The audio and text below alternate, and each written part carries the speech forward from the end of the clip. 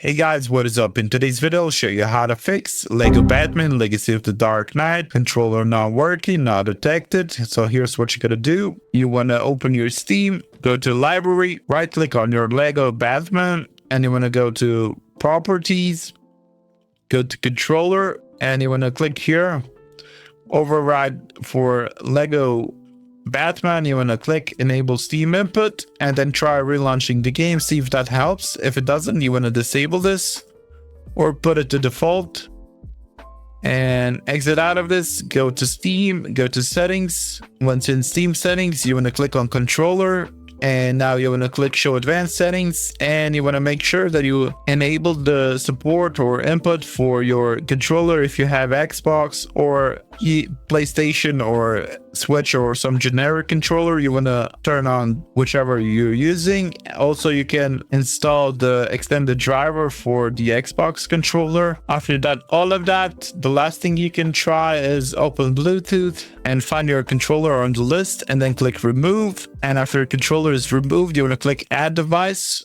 go to Bluetooth, and then you want to type and you want to press home button and the select button on your controller, and then you want to pair the device. And after that, all of that, you should restart your game and your game should work properly. That's it for this video. That's how you fix Lego Batman Legacy of the Dark Knight controller not working. Hopefully this video helped you guys. Like, subscribe, comment down below. See you guys in the next one. Bye bye.